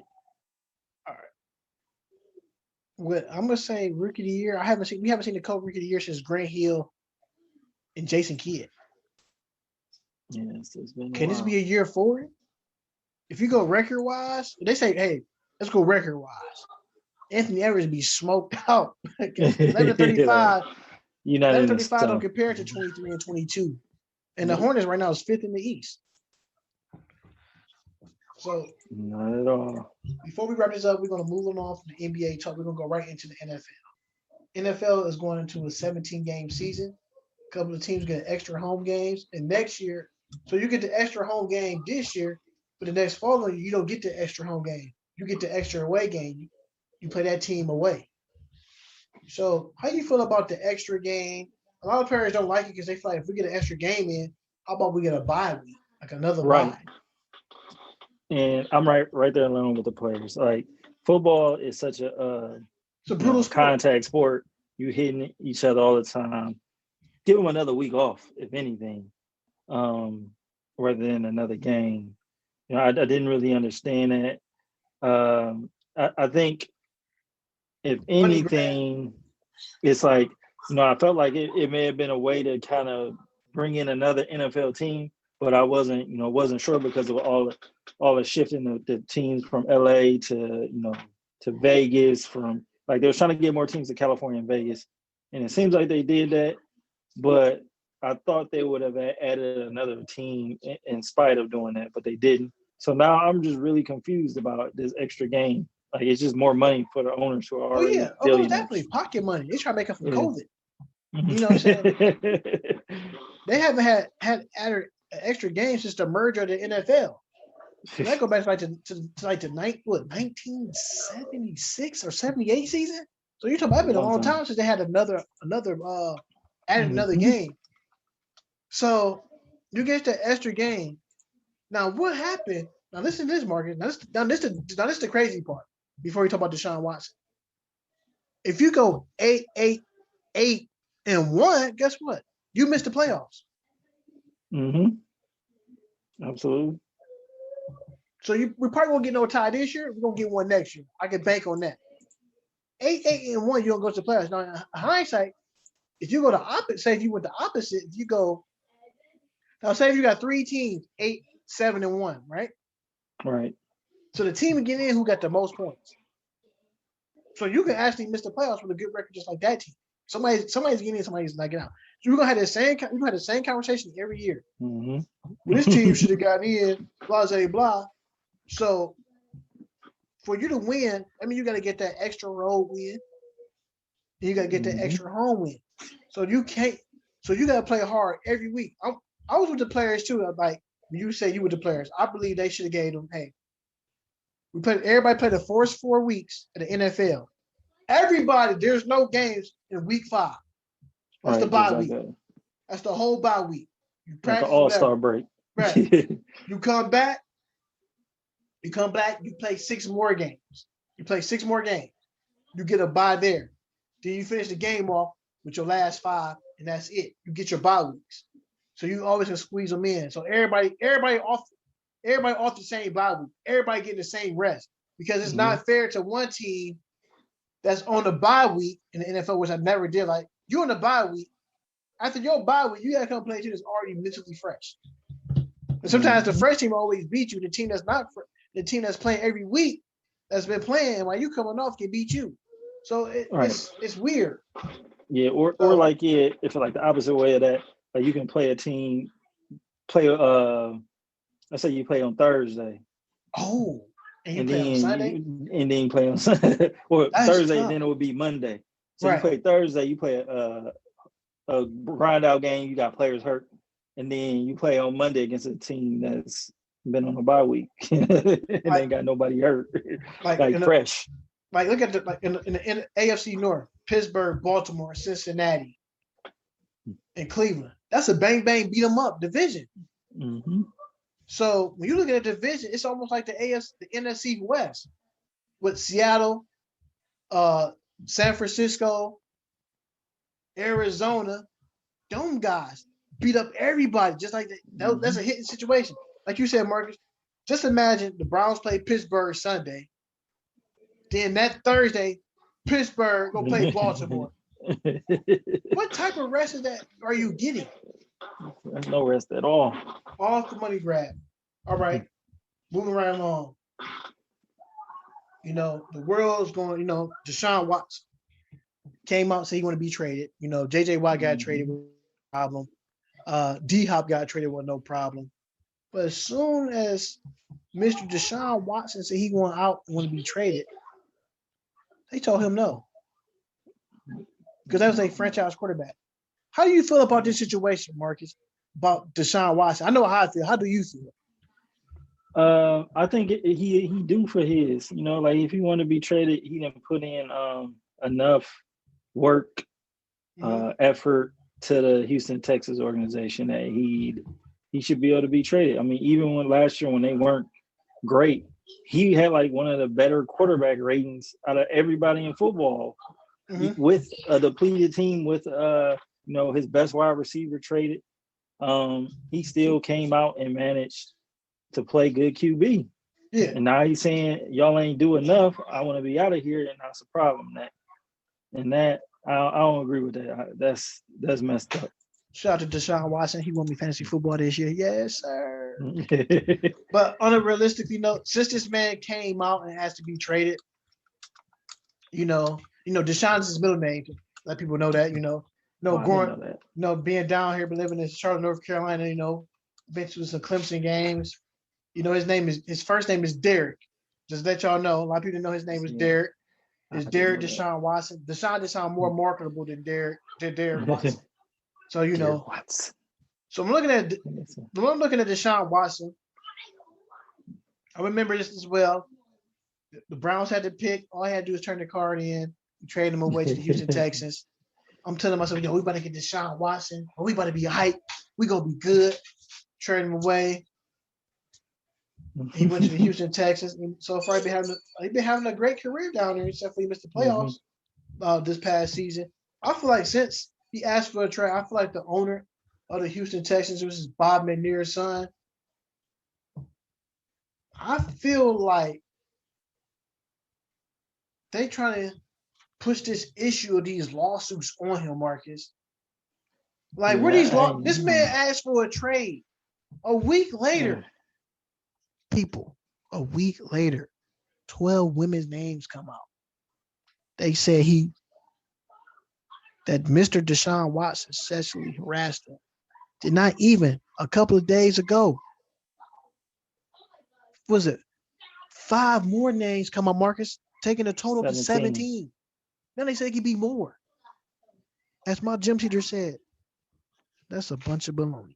Just because a man said he want to be traded, and by y'all being owners, y'all think y'all own him. That is just the good old boy league. That is terrible. I don't even know what to say that. Like, because on one hand, like that's like a very serious accusation to accuse him of that. And if I've been seeing so many different reports on that, like they can't get the women whose names they got down as testifying. Now they can't validate them. I've been seeing all types of things. Like I want to take these accusations seriously because, if a woman says you sexually harassed her, it should definitely be taken serious. But like you said, it's the timing of it is just wrong. It's too off. He asked for a trade. Now all of a sudden, he has assault cases against him. And go ahead. I was gonna say, and from jump, everybody just say how remarkable of a person he is. Not even football. Like his first year in the league, he paid for all the people who clean the stadium. He paid for their salary because of the hurricane in Houston. Like, how can you go from a guy like that to now he's sexually harassing one? It don't add up. I mean, I don't know what to think about it. It's just all wrong. It's just like you said, it's all wrong. Now, if this is true, Marcus, shame on Deshaun Watson. Right. But if this part for him, if this the owner line on Deshaun Watson, that's even worse. It's even worse because now there's no as a white man in America and a black guy playing football, I'm an owner of a team. I own you. If this come out like that, and this, if one of these guys are hurt by this and hurt their career, say this was true about Deshaun Watson. This dude would never play football ever again. Yeah. Now what that means? 17 women. 17 I women. mean, that's just like a lifestyle for him, which is Right. that's just evil, in my opinion. Now, guys get caught in this stuff like this, and I don't think it's true. And one part of me like you want to believe it, the other part of it don't want to believe it.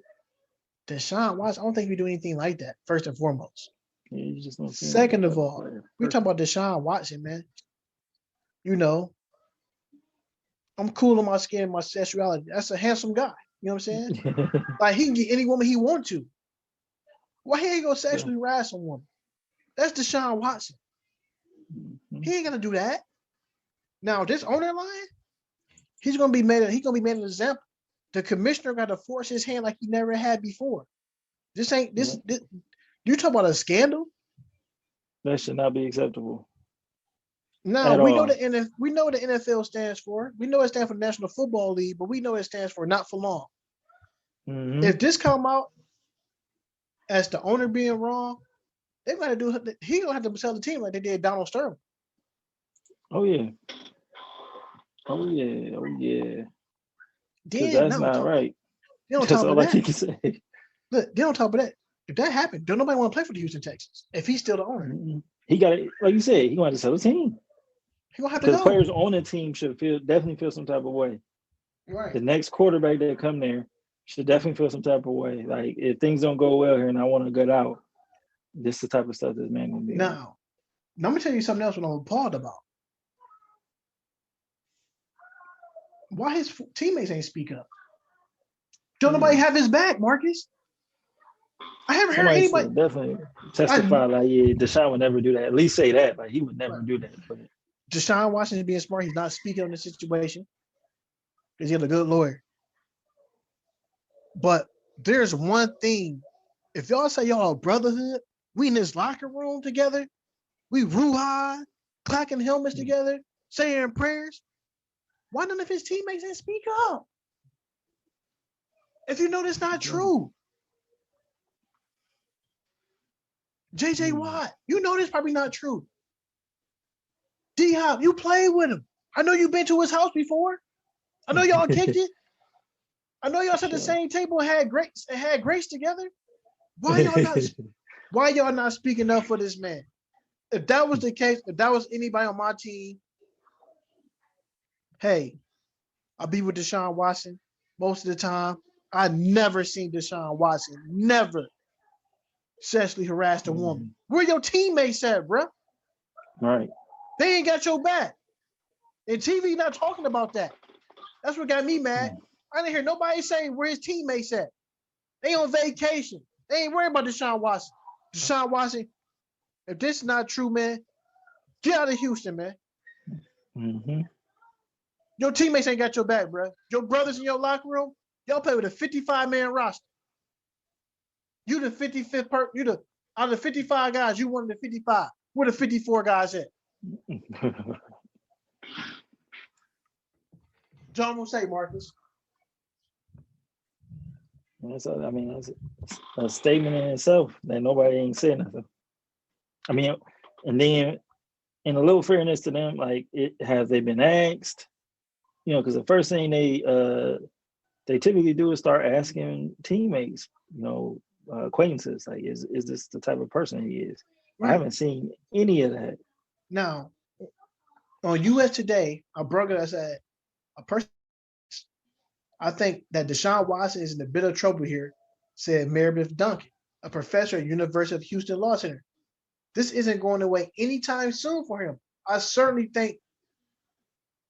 don't think there's nothing there just because criminal charges haven't been filed yet. Like, how are you going to say that he might be in a bit of a trouble? Then you back it up towards the end of your sentence. There's been no criminal charges that's been filed. An owner that's worth $1 billion can make up charges. You go down to the police station, I give you X amount of dollars to say Deshaun Watson did this. Forget all that. Let's make these women take a polygraph test Right. if you want the real Yeah, answer. yeah. But like I said, I read somewhere where they couldn't validate the names, like with actual people. Mark, it's called forgery, false allegations. Like, that's not true. That's not true. That's only what I can say. Mhm. That's all I can say. And young men growing up, a young black man, and growing up in today's society, my wife said it best, and it hit me even more now because I have a son of my own. You have two sons.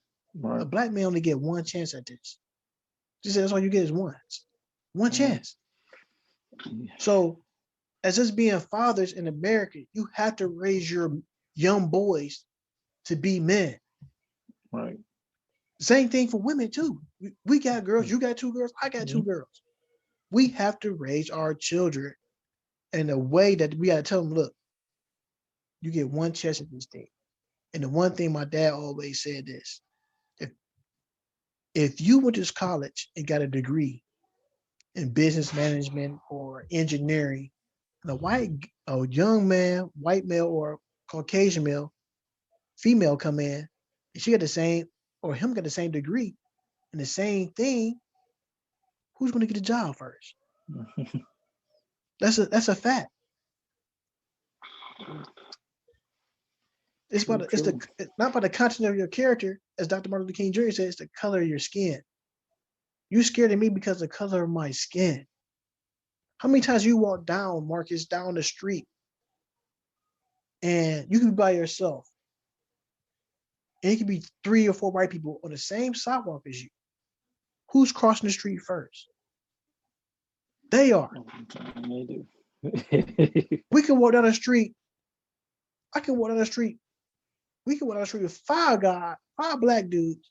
They can be 10 white dudes. They still gonna cross the street. And the crazy thing is, we don't think like that. Right. I don't go outside thinking who's gonna beat me up. My whole thing is when I step outside is, my father said it best, son, when you outside, this is a game called life. You play sorry, right? I said, yeah. He said, you can roll the dice, you can take 6 steps forward. But as soon as you get in trouble, you're gonna slide all the way back home. And the first thing you're gonna say, I'm sorry. Now you in jail. The first thing you're gonna say, it's easy to get in trouble, but it's hell to get out of it. Right. So at the end of the day, you gotta be careful what you do. Just because this man just wanted a trade from a team. Mm-hmm. On that note, he's a serial sexual assault. and Deshaun Watson only 25 years old, bro. He ain't that old. And according to him, he said he always treated women with the utmost respect. These are mirrorless encounters. These are lies. He's getting blackmailed. Like you said, Marcus, I'm looking at it right now.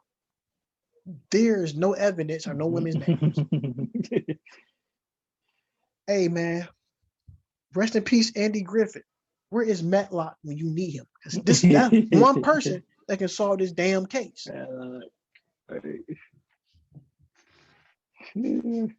So, any closing remarks, Marcus, before we wrap this up? Just stay safe out there. Another prayer up for Justin's family. Oh yeah.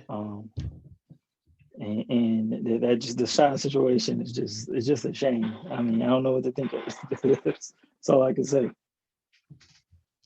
My closing remarks is, hey, people, be safe out there. Like Mark said it best. Mark Senior, that is, said it best. Stay safe out there. Everybody love on their kids, spouses, whatever. You get one shot at this thing, like my wife said. You only get one shot at life, so make the most of your days. And at that time, this After Hours Live for the Man Cave. I'm your host, Tay Wids. It's your co-host, Mark Senior. We out of here. Peace.